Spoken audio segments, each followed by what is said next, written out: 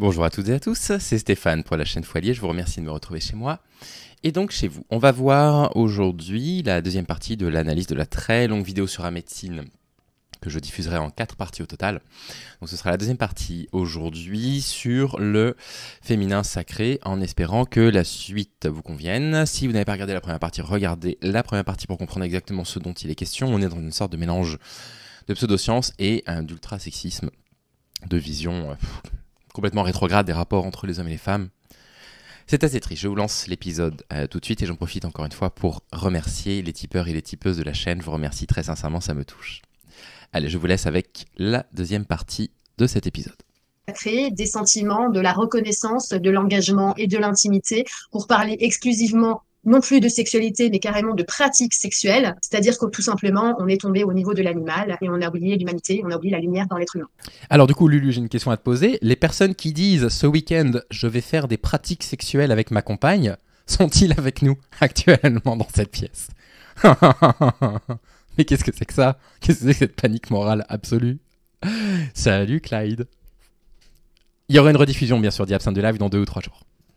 Alors justement, on peut aller aussi un petit peu de l'autre côté par rapport à la question précédente. Si je te dis femme objet, femme vitrine, femme utile, est-ce que tous ces clivages, toutes ces parures sont-elles encore d'actualité selon toi aujourd'hui dans le monde occidental, bien entendu, puisque c'est là où on est? C'est prépondérant un petit peu dans le monde occidental, mais je veux dire, c'est pas uniquement mettre la femme dans une case parce que de fait, l'homme est aussi alors mis dans une autre case. C'est-à-dire que nous ne sommes pas les créations que nous faisons. Nous ne sommes pas notre personnalité. Si les personnalités aujourd'hui deviennent tellement exacerbées qu'aujourd'hui on voit des êtres qui sont totalement grimés avec je ne sais quoi, n'importe quel. Regardez un petit peu autour de vous. Moi, je vois des gens qui ont des ongles longs comme ça, jaune fluo, avec des cheveux qui ressemblent bien à leur vraie nature, avec des espèces d'accoutrements qui finalement ressemblent plus à la création d'un personnage. Mmh. Mais très cher Lulu, autorisez-moi de vous appeler Lulu. C'est pas des boucles d'oreilles, ça? C'est pas des bagues? C'est pas un bracelet? Là, c'est pas une bague. Évidemment qu'on se crée un personnage. Ah mais oui, le bingo, on en était où dans le bingo? On l'avait déjà bien avancé le bingo. Hein. Vous avez bien raison. On en était où? Mais évidemment qu'on se crée des personnages, évidemment on est des personnages sociaux, on interagit avec d'autres personnes dans la société. Donc bien évidemment qu'on donne l'image telle qu'on aimerait être perçue, bien évidemment. Donc, on se crée, on se constitue, on se cache derrière un personnage, derrière une personnalité, et on dit « je suis ce que j'ai créé ». Non, tu es ce que tu es.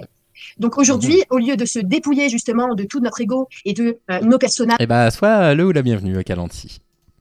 et de nos masques, eh bien certains vont dans le sens totalement inverse. Ils vont se créer un nouveau personnage, ils vont s'identifier à ce personnage, et ils vont nous demander de respecter ce personnage comme la personne qu'ils sont. Et ce sont des... Donc là, vous voyez bien sûr le discours anti-trans, il va revenir dans la suite de la vidéo, je suis déjà désolé, il va falloir qu'on respecte ce qu'ils nous disent qu'ils sont. Bah oui, enfin, bon, je sais pas, vous rencontrez quelqu'un, il vous dit bonjour, je suis un homme, j'ai 33 ans et je suis ébéniste, on va pas lui dire bah non, tu es ce que tu es, tu n'es pas ce que tu dis être. C'est une sorte de convention sociale en fait. Des cris de désespoir intérieur, même s'ils sont totalement inconscients, d'une lumière qui demande finalement d'exister, mais qui n'a pas vu sa propre lumière, qui n'a pas vu par son propre prisme, qui s'est construit finalement un accès illusoire à quelque chose qui... Alors comment on se présente? Bonjour, je suis Lumière, et toi? Bah, je suis Lumière également, bah, nous sommes tous les deux Lumière, ne faisons qu'un en faisceau lumineux pour rejoindre, je sais pas, la mer des âmes. J'imagine que c'est une mer des âmes qu'on voit dans le ciel. Les petits trucs blancs là dans le ciel, vous savez, en forme comme ça, là, il en tombe de la pluie, parfois en fait c'est des âmes qui se conglomèrent. Recherche intérieurement. Justement, tu réponds en partie à ma prochaine question. En spiritualité, on répète souvent que la base est de se rappeler qui l'on est. C'est même un des principes sources pour une reconnexion à soi. J'en viens donc à cette nouvelle mode que l'on nomme l'identité de genre. Parent 1, parent 2, mi-tasse de café, mi-chaise de table, mi-loutre, mi-licorne, genre... Oh la vache. Les gars, prévenez, hein, quand vous faites des vannes. Ah, c'est pas des vannes, ils le pensent vraiment. On est mi-tasse de café, mi-chaise de licorne, je sais pas quoi. Mi-homme de palme, mi-mauvaise foi, nous dit Egurtis, bravo. Absolument. Je suis spectre soyeuse, nous dit Clem. Absolument, Sir Saiyan, autant avoir la lumière un peu partout. Oh là là, non mais attendez, vous voyez la caricature, quoi, la caricature absolue. Genré, non genré, bref. C'est quoi ton point de vue sur ce phénomène? Ajoute-t-il de la perdition ou de l'évolution? Moi, je pense qu'on ne peut pas être aussi catégorique que ça, parce qu'on est en pleine crise humanitaire d'amour. On est en train de... Moi, je fais partie déjà de la génération où c'était super cool quand j'étais au lycée de prétendre que j'étais bi et que je pouvais essayer d'être ce que je veux. Vous savez pourquoi? Parce que moi, j'ai été élevée avec des Britney Spears. Moi, j'ai écouté de la musique qu'on me faisait écouter en boucle à la radio. Et moi aussi, je me suis posé des questions parce que j'étais amenée à me les poser, parce que je suis simplement pas issue de la même génération que mes parents. La génération ensuite qui est venue après moi a eu encore plus plus d'autres questions à se poser qu'ils ne se posaient pas avant, et ainsi de suite. Donc, qu'est-ce que cela engage? En fait, on est dans l'engagement d'une énorme crise identitaire, d'accord, une crise d'amour. D'accord, cela c'est induit par une force qui, quelque part, essaye justement de déconstruire les choses dans l'humain.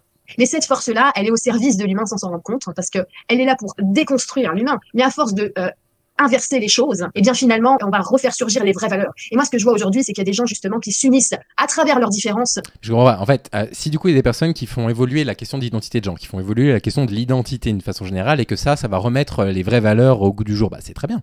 Pourquoi du coup se plaindre et se dire ouais, il y a des gens qui disent je suis moitié chaise de travail, moitié chaise de bureau. Enfin, pourquoi se plaindre? On n'arrive pas à la suivre. Dans les vraies valeurs, pour rappeler où est le sacré, où sont les vraies valeurs, et pour venir ne serait-ce que protéger les familles, protéger les enfants, et pouvoir dire oui, moi j'y crois. Oui, moi je crois en quelque chose au-delà. Oui, moi je crois à l'intérieur de moi qu'il y a... Eh ben, ces personnes-là, justement, croient profondément en leur identité de genre. Je veux dire, c'est très bien. Alors, on est quand même à la frontière de la spiritualité religieuse, en fait, quelque part. Il faudrait croire à une sorte d'âme un petit peu immatérielle, dont on serait tous composés, une âme totalement similaire, dont on serait tous composés, et puis quelque part on est un petit peu tous des êtres de lumière, il n'y aurait pas vraiment de différence. Mais enfin, le rejet comme ça, que ces personnes-là semblent avoir des trans en disant il faut protéger les parents, c'est vrai, ils vont s'en remettre, protéger les enfants. En fait, il faut protéger les enfants trans de leurs parents qui ne les accepteraient pas tels quels. De même qu'il faut protéger les enfants homosexuels ou les filles lesbiennes des parents qui n'acceptent pas ça. Et là, on a un rôle socialement à jouer. On a un rôle d'avoir un discours pour être le plus tolérant possible, non pas parce qu'on est des bisounours comme on peut le lire sur internet ou parce qu'on est des gauchistes mentaux, mais parce que ça a des répercussions. Nos discours, surtout quand on est une personnalité publique, comme c'est mon cas, ont une influence limitée, évidemment. Moi, je passe pas sur ces news. Mais ce que je veux dire, c'est que ça a quand même une forme d'influence. Et il faut qu'on arrive à montrer à toutes les personnes qui sont différentes de nous, que ce soit par leur origine, par leur, leur identité de genre, par leur éventuel handicap, par leur taille, par leur forme, par leur poids, tout ce que vous voulez, qu'on leur montre qu'en fait, à nos yeux, ce sont des individus comme les autres, qui nécessitent absolument pas qu'on soit misérabiliste avec eux, mais simplement qui méritent aussi d'avoir les mêmes droits, d'être protégés comment on appelle ça, de l'intolérance. Et ça passe par nos discours à nous. Une intelligence profonde qui régit tout. Et non, moi je ne veux pas me laisser croire ce qu'on m'impose de croire. Oui, c'est ça, il y a une vraie... Oui. Oui, on sait. Hein. Après, à mon avis, c'est des gens qui sont profondément anti-vax. Hein. Je le dis, je n'en sais rien. Pardon si jamais vous avez une vidéo où ils défendent le vaccin, mais je refuse de croire ce qu'on me dit de croire. Oui, d'accord, c'est le truc de on fait nos propres recherches, nous on croit en notre expérience personnelle et pas en la doxa scientifique. Bon, bref. Vous voyez un petit peu le type de discours. Inversion. Alors, il y a quelques années, tu sais, on a beaucoup entendu parler du rééquilibrage de nos polarités sur le plan énergétique. Ah oui, c'est vrai qu'il y a quelques années, on a beaucoup entendu parler du rééquilibrage de nos polarités. Ah oui, ça c'est vrai. Oh, qu'est-ce qu'on nous a bassiné avec le rééquilibrage de nos polarités. Oh, ouais, on n'en peut plus. Hein. Fichez-nous la paix avec nos polarités. Laissez-nous être polaires comme on l'entend. Hein. Énergétique entre le féminin et le masculin, il y a eu un petit peu un essor là, sur cette prise de conscience aussi, que quel que soit ton genre et ton corps physique, tu es animé avec ces deux courants-là. Je me suis posé la question de si on retrace... Animé, voilà, on est dans l'essentialisme pur là. D'accord, il y a une essence femme, il y a une essence homme. On est dans le pur essentialisme. On est animé par une essence homme ou femme. Un petit peu l'histoire de l'humanité, de me dire mais est-ce qu'à nouveau l'humain est pas en train de se planter en essayant d'exprimer dans la matière à l'extérieur un travail qui à la base est à faire en intérieur. Donc ce rééquilibrage entre ces deux polarités et qui s'exprime à l'extérieur par si je me fais pousser la barbe, je vais pas être plus dans mon masculin, ça marche pas. Ou si je me fais des couettes alors que je suis un monsieur, c'est pas la bonne façon de fonctionner. Tu vois, je me suis posé cette question si à nouveau... Mais pourquoi? Alors déjà, oui, je suis d'accord, on va pas associer le fait d'avoir plus de barbe au fait d'être plus masculin, aucun problème avec ça. Là, on est dans le stéréotype, il y a aucun problème par rapport à ça. Mais dire je vais me faire des couettes donc je ne suis plus un homme, enfin c'est une incompréhension formelle de ce que c'est que l'identité de genre. L'humain n'était pas en train, en passant par l'extérieur, de remélanger les codes, là où c'est effectivement une invitation à l'intérieur. C'est totalement ça, mais là, ça fait longtemps que cette chose-là est en train de voir le jour. Déjà, parlons simplement de la chirurgie esthétique, hein, parce que quand on se sent mal, parce qu'on a des trop petits seins, parce qu'on veut des plus gros seins, parce qu'on veut plus plaire, et clairement, on va pas chercher souvent midi à 14h, c'est pas un psy qu'on va aller voir, c'est le chirurgien. Ouais, mais là, il y a un truc qui me gêne, c'est que, en fait, toutes les personnes qui font de la chirurgie esthétique, il y en a peut-être dans le chat, moi, ça m'est jamais arrivé, ne le font pas parce que leur objectif c'est de plaire. Il y a aussi une volonté, je sais pas, d'être bien dans son corps ou de moins être ostracisé. Moi j'avais une de mes élèves, c'était il y a longtemps ça, c'était vraiment au début de ma carrière d'enseignant, qui était toute petite, toute fine. Quand on lui demandait sa taille, elle disait 1m49 et demi par exemple, elle tenait à son et demi. Et la pauvre, elle avait effectivement un nez énorme, mais vraiment énorme. Et en fait, elle en avait marre d'être regardée, d'être moquée. En fait, elle a fait une chirurgie esthétique par rapport à son nez parce qu'elle avait juste besoin qu'on lui fiche la paix. Elle avait besoin qu'on la regarde comme une personne normale. Elle n'a pas fait ça pour plaire. Parce quand même dommage de dire une chose pareille. Ouais, c'est ça. Moi, j'ai pris de la barbe, mais j'ai perdu 3 points en coquisation. Hein. Donc, Maintenant, le fait qu'il y ait tout un marché de la chirurgie esthétique qui soit lié autour d'une sorte d'idéal très sexiste de ce qui est censé être un corps féminin est absolument désolant. Alors là-dessus, on est assez d'accord. Hein. on est dans cette... en fait, on est simplement dans l'identification. C'est comme si tu t'identifies à ton costume d'humain. Tu t'identifies sans cesse à l'image Ah, ton costume d'humain. On est dans un épisode de The Good Place, c'est génial. Pour les personnes qui ont vu The Good Place, c'est incroyable. que tu as, à l'image qu'on veut que tu aies, à l'image que toi tu voudrais avoir pour être dans ta tête, en analyse, pour être mieux. D'accord? Mais si on déconstruit tout ça, puis que si on remet justement le sens du fait qu'on est dans des costumes d'humains, on expérimente le fait d'être un humain. Donc j'expérimente le fait exactement d'être dans ce corps-là, à ce moment-là, dans cette génération-là, dans cette problématique-là. Et moi, j'ai beaucoup de compassion justement pour les êtres qui ne font que regarder ce qu'elles peuvent construire à l'extérieur, puisque les êtres qui ne cherchent qu'à construire de l'extérieur seront toujours insatisfaits. À partir du moment où tu vas te faire raboter le menton, et bien le nez il va plus être dans l'axe, et puis après ça sera autre chose, et puis après ça sera la longueur de tes cheveux, donc il faudra mettre les cheveux de quelqu'un d'autre, et puis après tu vas toujours trouver un moyen de chercher à rééquilibrer les choses. Mais quelque part, ça va devenir un peu la tour de Pise. Ça va être un vrai chantier tout ça. Mais Oui, alors déjà, on va pas prendre les cheveux de quelqu'un d'autre, sauf si tu as besoin d'une greffe de cheveux pour une raison X ou Y et que tu n'en es plus, je sais pas, après un traitement chimiothérapique extrêmement lourd. Non, la plupart du temps, c'est tes propres cheveux qu'on va te mettre. Bon, bref, ça part un petit peu dans tous les sens, là. si tous ces travaux-là sont faits à l'intérieur de toi, et ben toutes les richesses que tu trouves, toutes les richesses que tu déposes et toute la paix et la quiétude que tu ramasses, ça va jamais partir. Parce que c'est pour ça que c'est depuis l'être éternel intérieur qu'on peut agir. C'est uniquement depuis l'être éternel. Et cet être éternel, il n'est pas notre enveloppe. C'est évident, je me permets un jugement de valeur, que quand on a le corps qu'elle semble avoir, parce qu'elle est évidemment ravissante, c'est évident que c'est beaucoup plus facile de dire « mais non, mais ce qui est important, c'est pas la beauté extérieure ». Vous voyez ce que je veux dire? Évidemment. Enfin, je veux dire, c'est pas Jason Momoa qui va venir vous dire « ce qui est important, c'est pas d'avoir des tablettes de chocolat ». Évidemment. C'est pas un mec dans un groupe de métal qui va vous dire c'est pas important d'avoir des cheveux longs. Non, mais je veux dire, évidemment, c'est assez facile de dire ça. Nourrissez-vous de l'intérieur. Mais enfin, je veux dire, on n'a pas tous les mêmes chances, on n'est pas tous nés avec les mêmes corps, on n'est pas tous nés avec les mêmes problématiques.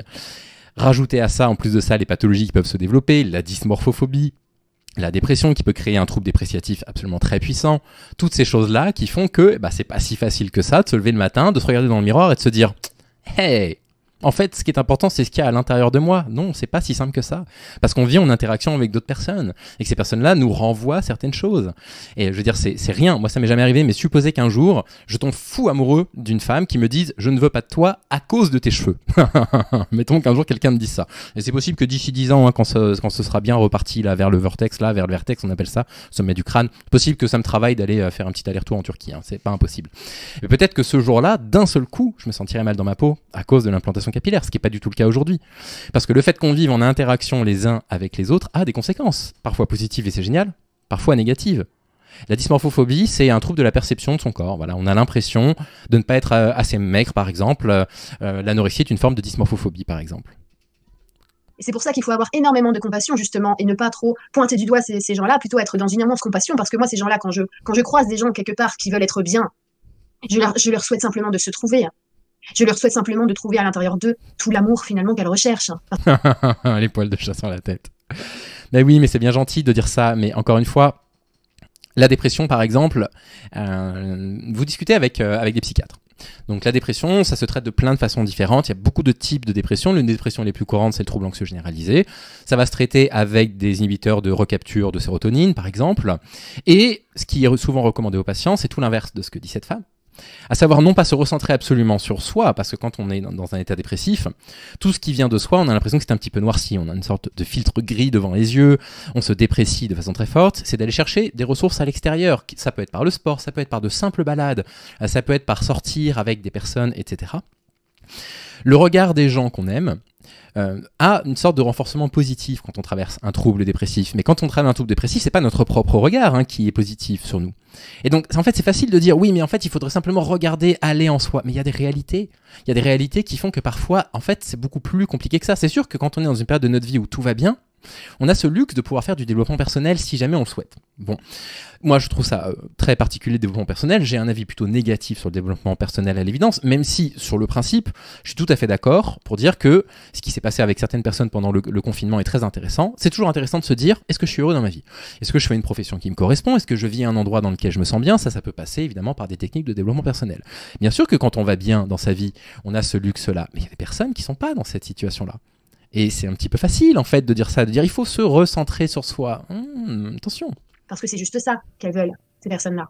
Oui, donc tu apportes ta grille de lecture très spirituelle, comme d'habitude, comme à ton habitude, effectivement, et on essaie de retranscrire tout ça aussi d'un point de vue un peu plus matériel, plus sociétal également, parce que c'est vraiment intéressant d'avoir ton point de vue sur toutes ces questions. Alors, j'avais une autre question. De nombreux hommes accueillent leur hypersensibilité, leur ressenti profond, et s'écartent de plus en plus de l'archétype masculin traditionnel. De l'extérieur, certains associent ça à une perte de virilité globale, et d'autres à une ouverture de conscience accrue. J'en viens donc à la question qui appellera une très grande franchise de votre part à toutes les deux d'ailleurs. Un homme qui pleure, un homme qui parle, un homme qui s'attache à son foyer, qui s'investit réellement au point de vue loyauté et fidélité, un homme romantique qui s'émeut facilement, un homme introverti, privilégiant son être intérieur au paraître extérieur, a-t-il du succès avec les femmes lambda type contemporaine? Ne risque Les femmes lambda mais c'est horrible.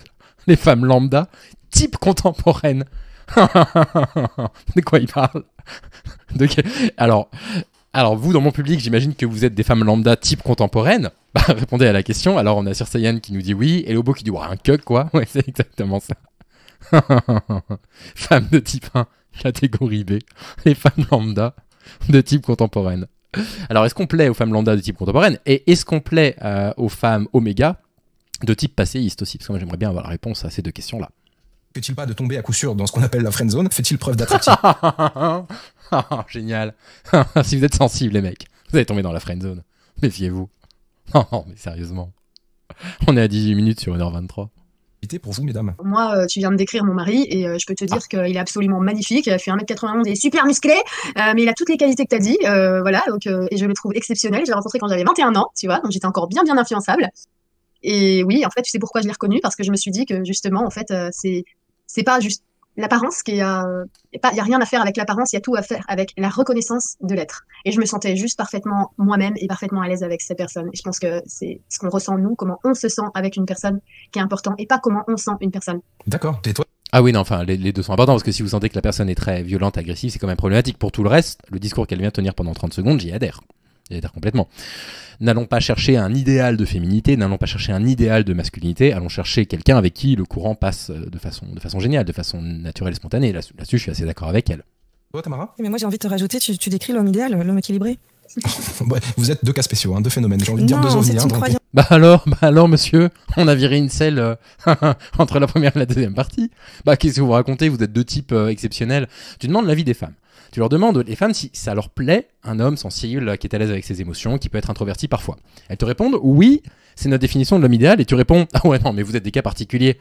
Bah mec, en fait, écoute-les, peut-être que ce qu'elles disent est vrai. Ne pars pas du principe que ces hommes-là sont friendzonés. Bah alors... C'est une croyance de Il y a beaucoup ta part. d'hommes qui vont suivre cette émission et qui se poseront les mêmes questions que moi. Alors je sais, on a trois sensibilités différentes aujourd'hui, c'est tant mieux. C'est assez exceptionnel d'avoir votre point de vue et d'avoir vos affinités. C'est exceptionnel d'avoir votre point de vue. Enfin, quand vous répondez à une de mes questions et que c'est pas ce à quoi j'attends, je réponds que d'être quand même un peu des cas à part, quoi. Alors, la femme lambda de type contemporaine, est-ce qu'on va en reparler? Rudy, je te dirais, je comprends pourquoi tu dis ça, parce que autour de moi, en effet, j'ai eu pas mal de copines que je connais depuis très longtemps, où je me suis retrouvée plusieurs fois à leur dire, mais pourquoi tu choisis toujours ce profil-là de mec qui te rend toujours très malheureuse? Aïe, aïe, aïe, non, mais c'est pas ça du tout qu'il faut dire. Déjà, c'est nier le phénomène d'attirance. On est attiré par des personnes. On est attiré par des traits de caractère. Et ouais, on se fait avoir parfois, et parfois on peut se faire avoir plusieurs fois d'affilée, c'est pas de notre faute. C'est pas de votre faute si vous avez rencontré des personnes violentes plusieurs fois d'affilée. Déjà parce que c'est pas écrit sur leur front. Et puis ensuite, bah ouais, c'est pas si simple que ça. C'est pas si simple que ça quand on commence à avoir des émotions pour une personne, de se dire, il y a un red flag que je sens, donc je m'éloigne. Il y a des personnes qui arrivent à le faire. Il faut avoir une force de caractère, une force morale incroyablement forte. Mais l'attirance, c'est un truc assez magique, quoi. Et on va toujours avoir cette forme d'illusion qui est assez naturelle de se dire avec moi ce sera différent. Parce que vous savez, on a toutes ces idées reçues sur les personnes violentes. On va souvent dire les hommes violents sont violents parce qu'ils sont malheureux. Bon, c'est un peu facile, évidemment. C'est une idée reçue. C'est parfois complètement faux. Ou alors c'est quelqu'un qui a subi de la violence, donc il doit travailler sur lui pour donc une sorte de syndrome de l'infirmier ou de l'infirmière, selon votre place dans le couple. Très difficile de lutter contre ça, c'est des trucs qui sont très instinctifs. Même nous qui avons ces données-là, même nous qui connaissons les pièges, on tombe quand même dans des pièges parfois. Donc n'allons pas rajouter de la culpabilité en disant à nos copines « Ouais, mais tu te débrouilles toujours pour tomber sur un mec qui te tape dessus. » Ah mince, quoi. Parce que justement, ce sont des hommes qui jouent un espèce de rôle pour être un mec, et en fait la femme ne veut pas de ça. Quelque part elle sent qu'elle en a besoin parce qu'elle se sent sécurisée, c'est vrai, et que ça fait un petit peu le mec qui assure, tu vois.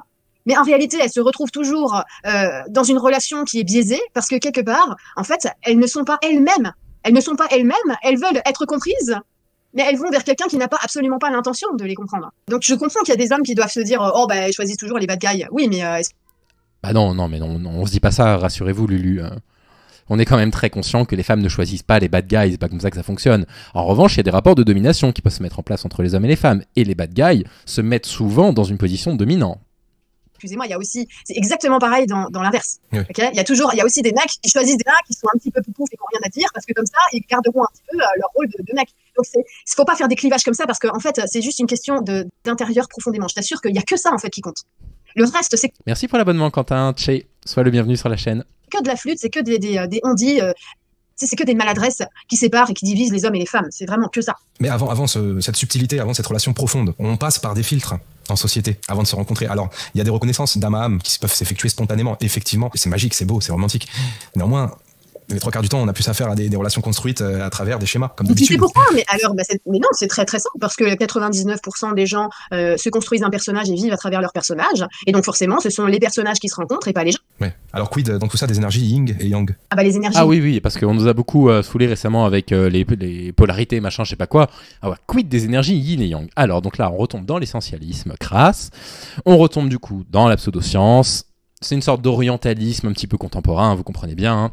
Qu'est-ce qu'ils ont à dire sur l'essence féminine et l'essence masculine, yin et yang? Yin et yang, c'est simplement le seau et puis l'eau qui accueille. Tu vois ce que je veux dire? Il faut toujours un contenant et quelque chose qui va rentrer dans ce contenant. On parle Oui, d'accord. C'est la comparaison entre l'éjaculat et le réceptacle de l'éjaculat qu'elle est en train de faire. Le contenant, est-ce qu'il rentre le contenant? Bah, c'est qui le contenant? Bah, c'est les femmes, le contenant, évidemment. Enfin, vous l'entendez bien dans sa métaphore, c'est une catastrophe. Donc voilà, donc, vous êtes donc des femmes lambda contemporaines contenant. Voilà, ça c'est important à comprendre. du Graal alchimique, on parle de tout ça. On parle pas de la femme et de l'homme. Le yin et le yang, c'est simplement... Regarde, par exemple, si tu vois l'esprit comme une grande boule lumineuse et solaire... Oui, évidemment, c'est ce à quoi l'esprit correspond, une grande boule lumineuse et solaire, bien sûr. Eh bien ça va être le yang. Voilà, ça c'est le yang. Voilà, l'esprit lumineux, c'est le yang. Ça, de toute façon, on l'avait tous. Ensuite. Et ce rayon de l'esprit va venir fertiliser, va venir te donner une inspiration, une idée, une intuition. Et bien ça, c'est l'énergie qui va recevoir. C'est le yin. C'est le yin.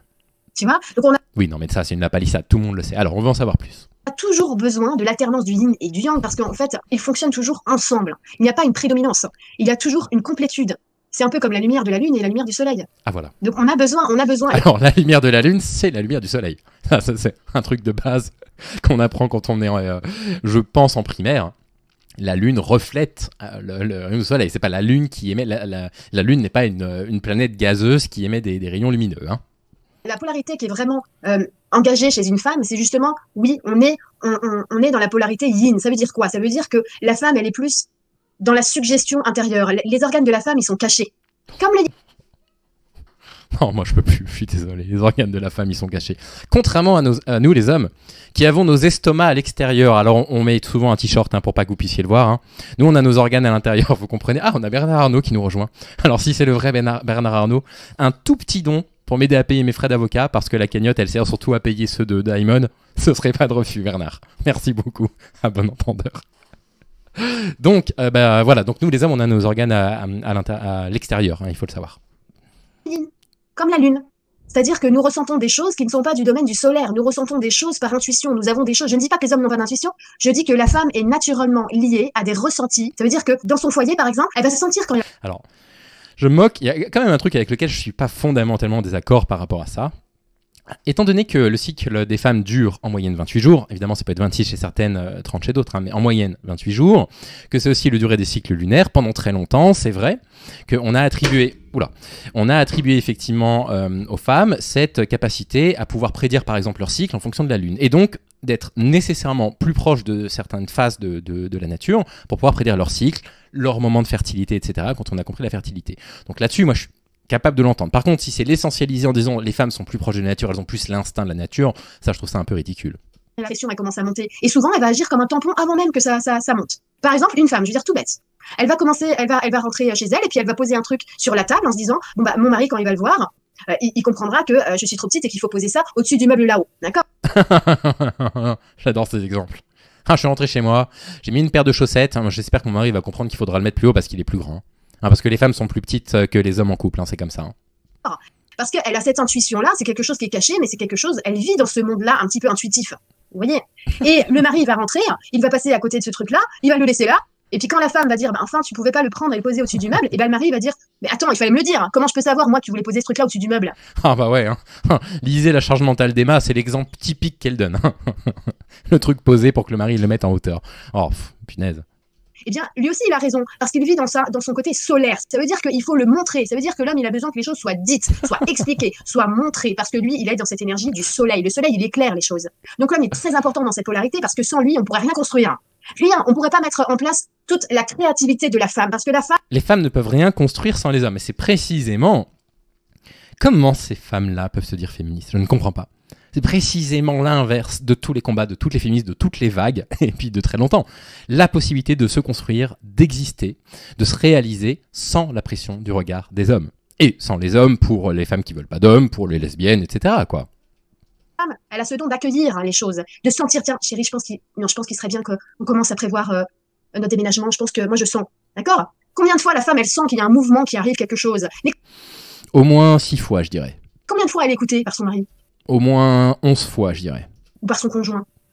Et puis le mari qui dit, bah attends, moi je suis bien ici, je vois pas pourquoi tu dis ça, tu commences encore à t'inventer des choses, t'es tout le temps dans tes trucs. Oui, mais il faudrait peut-être qu'il comprenne aussi que ces informations-là, elle peut pas forcément les expliquer.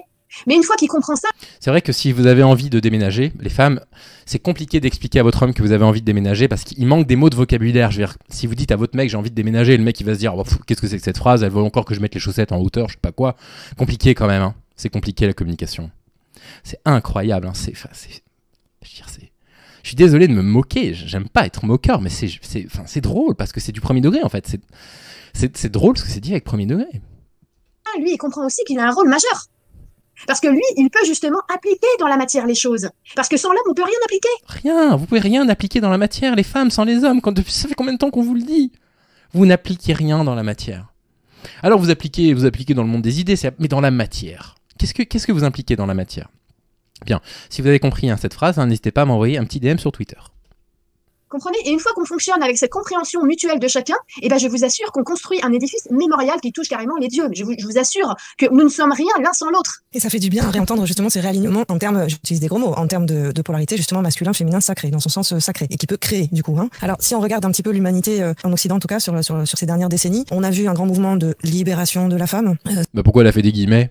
On a carrément vu un mouvement de libération des droits des femmes, oui. Pas besoin de faire de guillemets.